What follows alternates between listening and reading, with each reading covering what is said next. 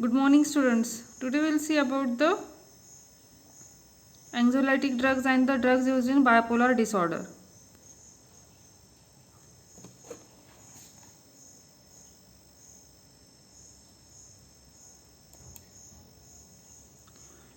Now, what are anxiolytic agents?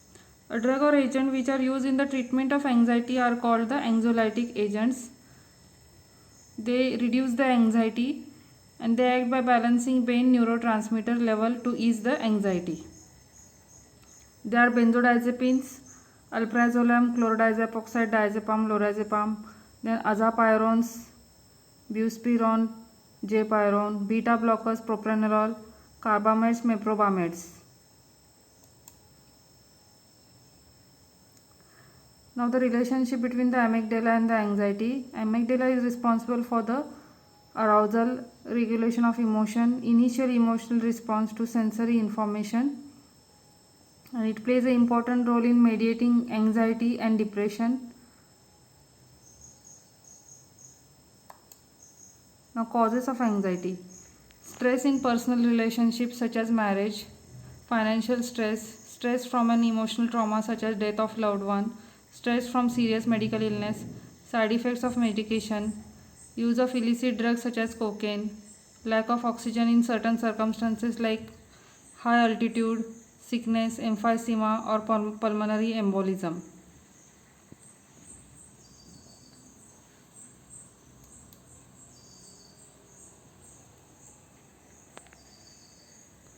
Now, what are the causes of what is pathological anxiety? Pathological anxiety is characterized by generalized anxiety disorder. People suffering from generalized anxiety disorder have various symptoms like autonomic hyperactivity, motor motor problem or motor tension for at least 1 month. Phobic anxiety, simple phobias, agoraphobia, fear of animals. Then panic disorders which are characterized by acute attacks of fears as compared to the chronic presentation of the generalized anxiety disorder. Obsessive compulsive behavior, these patients show repetitive ideas, that is obsessions, and behaviors, that is compulsions.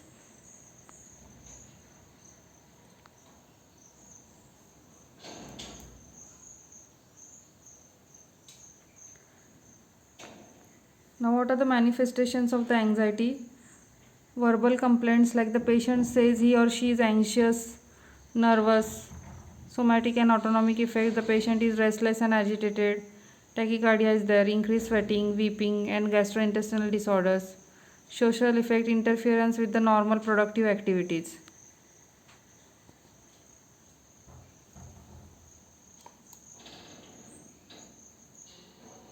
Now classification of the drugs. Benzodiazepine, that is alprazolam, clonazepam, diazepam, buspirone, japirone, sedative antihistaminics like hydroxyzine, beta blockers like the propranolol, carbamates like meprobamate.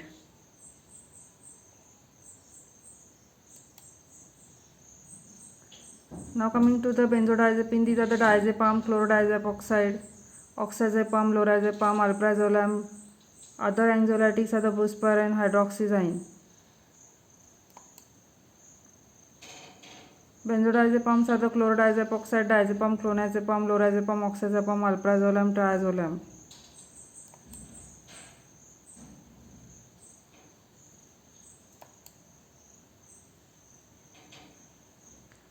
Drugs available in the market are the alprazolam, diazepam, buspirone, propranolol, meprobamate. The doses you can see 0.25 milligram alprazolam, diazepam 5 milligram is the dose, buspirone 5 milligram, propranolol 2.5 milligram, and meprobamate 5 milligram. These are the anti-anxiety doses. This is a picture showing the alprazolam tablet, 1 milligram alprazolam tablet. Now mechanism of action of benzodiazepines, you know, you have studied in sedative hypnotics that they bind to the GABA benzodiazepine chloride receptor complex to their specific receptor which is located on the alpha subunit of the GABA benzodiazepine chloride receptor complex. So while after binding they will facilitate the action of the GABA, and they increase the frequency of the chloride channel opening, so that there is increased influx of chloride conductance, chloride ions, and that leads to hyperpolarization, and that will inhibit the formation of the action potential or generation of the inhibitory postsynaptic potential, and thus there is a CNS depression. Actions are reduction of anxiety, sedative, hypnotic action, anti-epileptic action, and muscle relaxant action.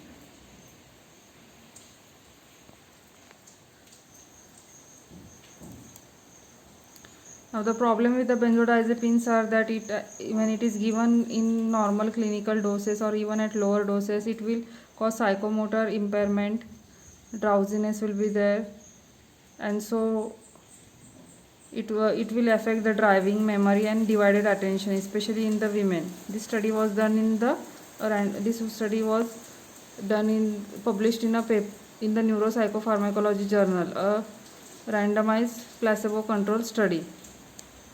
Effects of alprazolam on driving ability, memory functioning, and psychomotor performance, which is a randomized placebo-controlled study published in the Journal of Neuropsychopharmacology.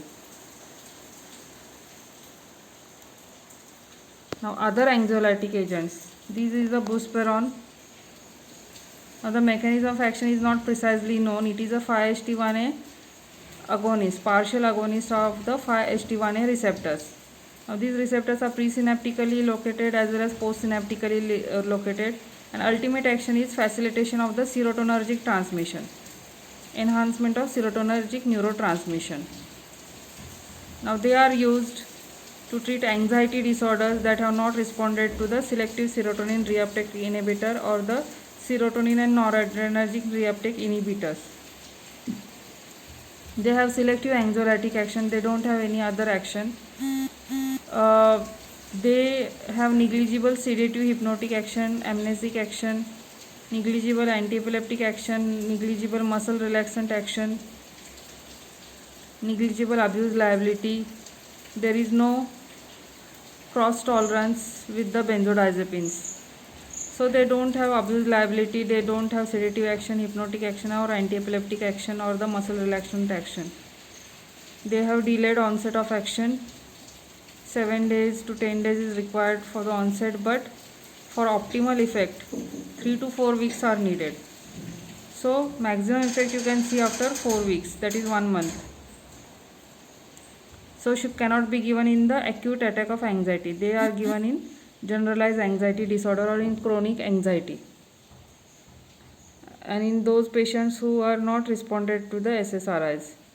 Adverse effects are few, like dizziness and drowsiness.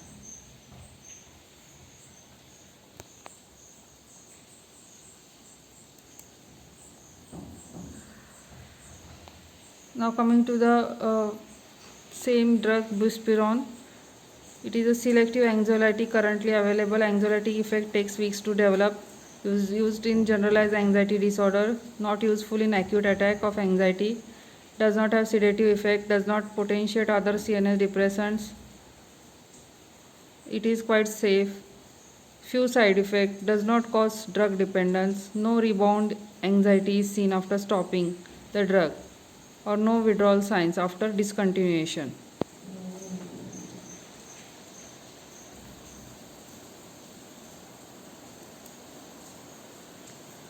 So it is a anxiolytic, needs weeks to work, no sedative, anticonvulsant, muscle relaxant action, 5-HT1A partial agonist, also causes blocking of the D2 receptors.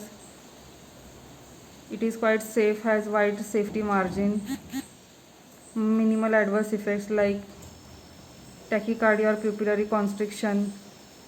No dependence or tolerance are seen.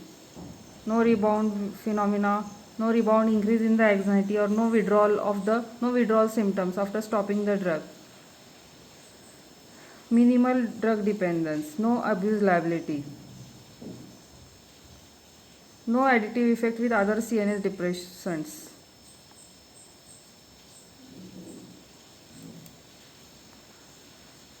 So it is a 5-HT1A partial agonist, causes blocking of the D2 receptors also. It is not a benzodiazepine, it is not a hypnotic, not a no dependence, no tolerance, no withdrawal symptoms, no anticonvulsant action. Dose is 5 mg 3 times a day, maximum up to you can give 60 mg per day. Now coming to beta blockers. Beta blockers are useful for the performance anxiety. Before the performance, some anxiety is developed, like stage fright. It blocks the symptoms of sympathetic overactivity which are associated with the anxiety, and that is the nervousness, palpitation, tremors, sweating. It does not affect the level of the consciousness. So the symptoms of sympathetic overactivity which are associated with the anxiety are blocked, like nervousness, palpitation, sweating, tremors. So these are all blocked.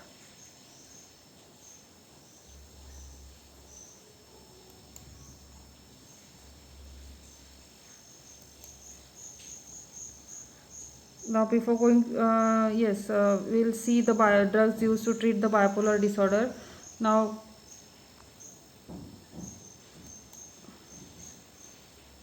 we have seen all the drugs useful in the treatment of the anxiety. Now let us see which are given acute anxiety and chronic anxiety. So for acute anxiety, among all the drugs you can give the benzodiazepines because they are having quick onset of action. And you can also start with the, if there is a stage anxiety, you can start with beta blockers before the performance. Then for chronic anxiety or generalized anxiety disorder, you can give buspirone, that is 5-HT1A partial agonist, and you can also start with the SSRIs. If SSRIs are not effective, then you can start buspirone. So they are given for the chronic anxiety, buspirone and the SSRIs, and for acute anxiety, benzodiazepines are preferred.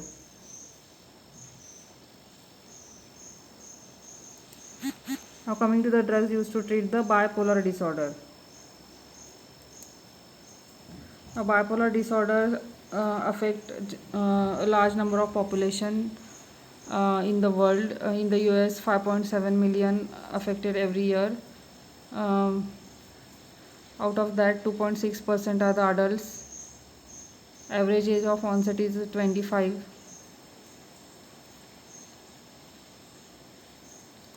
And there is a shortening of the lifespan of around 9.2 years.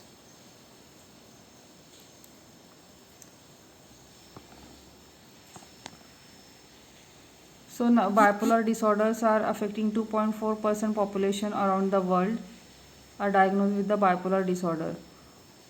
So of the entire population studies, 0.6% had bipolar, 0.64% had bipolar 1, 0.4% has bipolar 2, and 1.4% qualified for subthreshold bipolar. It is maximum in the United States, and in India it is around 0.1%. The people suffering from bipolar disorders are, most of them are homeless. Some live in the jails, some live in the hospitals. 25% live with a family member, and 28% are living independently.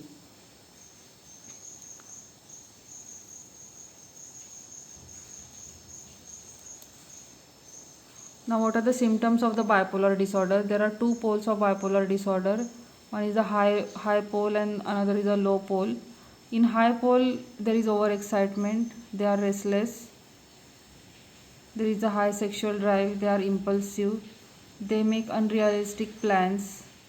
They become more impulsive. They have drug abuse and alcohol abuse, and there is a poor concentration. While at the lower pole, you can see they are suffering from the sadness, insomnia, depression, thought of suicide, attempting suicide, uncontrollable crying, change in appetite, loss of energy, trouble concentrating, and trouble making the decisions. So these are the symptoms of the bipolar disorder. There are two extreme poles. Now, effect of the bipolar disorder. In the manic episode, that is when the patient is on the higher side of the pole, there is hypomania or mania. Patient is overly happy, excited because of high energy level, and there are poor judgment skills. At the lower pole, there is a depressive episode. Patient is tired, depressed due to low energy, easily irritated by small things. Suicidal thoughts are there. Causes are genetic factors and hormonal problems.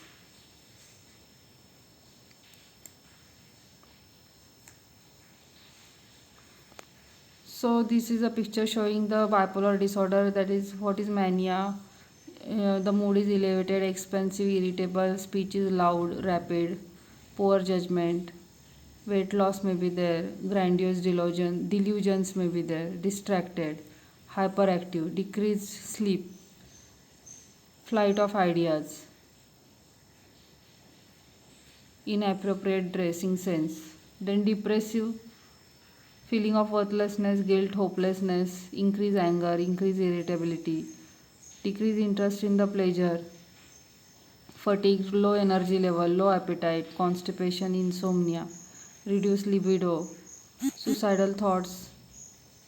So all these are the symptoms of the bipolar disorder.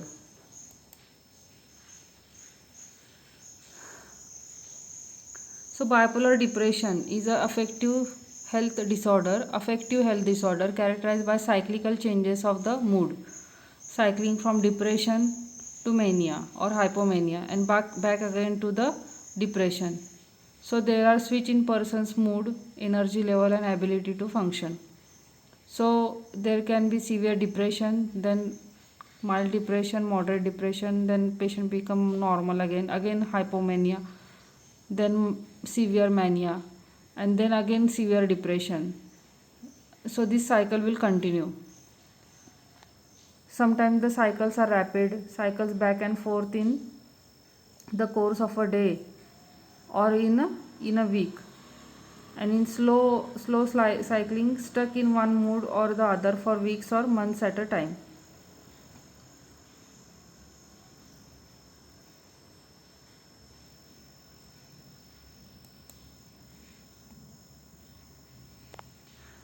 Now what are the risk factors of the bipolar disorders? Loss of a loved one, there can be family history, bullying, severe childhood abuse, high testosterone level, uh, robbery or burglary, witnessing or experiencing a serious accident, excellent school performance initially and later on inability to perform well, change in the cyclical rhythm. So these are all the risk factors for the bipolar illness.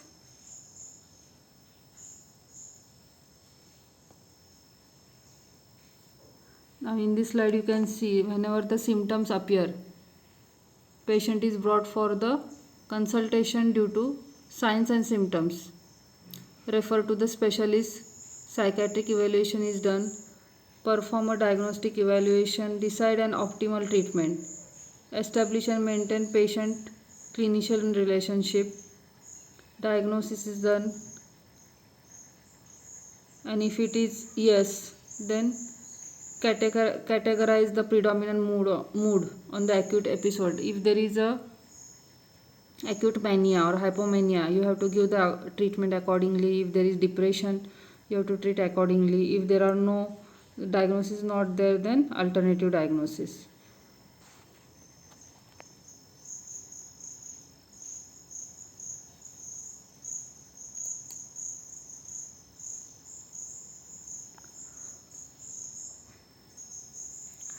Now what are the symptoms? So these are various phases of the bipolar illness, mania. During a mania episode you might feel very elated or jumpy with high energy level, have trouble sleeping, feel irritable or prone to risky or reckless behavior. In hypomania there is less severe form of mania. There can be feeling of greatness, highly productive and function well at times but feel more down at other times. In a depressive state, you may have very little energy, sleep too much or too little, feel you can't enjoy anything, forget things easily, or feel worried. In mixed episodes, that is mixed of mania and depression, a combination will be there of these symptoms. That is, there can be mania as well as depression. Now, what are the theories of the bipolar disorder? Why this happens? There is a neurotransmitter theory. There is a monoamine hypothesis theory, in which there is an excess of catecholamines like noradrenaline and dopamine or serotonin can cause mania, while deficit of monoamines can cause depression. In cholinergic hypothesis, drugs that increase the cholinergic activity can decrease manic symptoms. So drugs that increase cholinergic preponderance can decrease the mania. Then dysregulation theory of amino acid neurotransmitters like GABA and glutamate. Here the drugs that increase GABA activity are used for treatment of the mania, like the lamotrigine, lithium and valproic acid. Then dysregulation of secondary messenger system. So here there is a abnormal in the adenyl cyclase activity, abnormal phosphoinositide response, abnormal sodium potassium calcium channel exchanges. Dysregulation of hypothalamic pituitary thyroid axis theory. Hyperthyroidism can precipitate mania, while hypothyroidism can trigger depression. So in hyperthyroidism there is mania, and hypothyroidism can lead to the depression. Then another theory, that is sensitization and kindling theory. In this theory, recurrence of mood episodes causes electrophysiological kindling and can result in rapid or continuous mood cycling. So these are the various theories for the bipolar disorder or pathology of the bipolar disorder. Why this happens? One is monoamine hypothesis theory, another is cholinergic hypothesis theory, another is amino acid neurotransmitter theory, dysregulation of secondary messengers, dysregulation of the hypothalamic pituitary thyroid axis, and sensitization and kindling theory. Now classification of the bipolar disorders. Type 1, type 2 disorders are there. In type 1 disorder, there can be manic episode with or without major depressive episode or a mixed episode. In type 2 disorder, a major depressive episode can be there with or without hypomanic episode. With or without hypomanic episode will be there. So in type 1 you can see maximum is a mania will be major and depression may be accompanied or not accompanied. While in type 2 major depression will be there with or without mania. Then cyclothymic theory.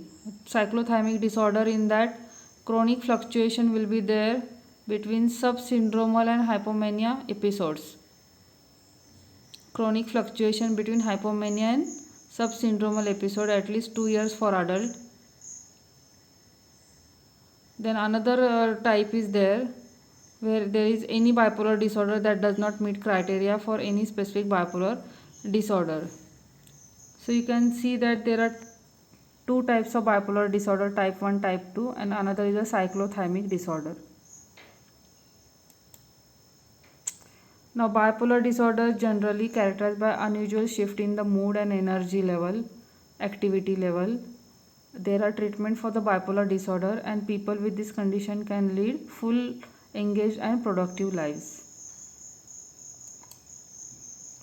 Now this is a slide showing the comparison between what is schizophrenia and bipolar disorders and what are the common factors for these mental illnesses. So in schizophrenia, positive symptoms will be there, high severe depression will be there. In bipolar disorder, you can see psychotic symptoms will be there, highly severe depressive episodes will be there, early dysphoric response will be there, brief illness can be there, presence of adverse effects will be there, poor therapeutic response or tolerance, early treatment, hostility to treatment.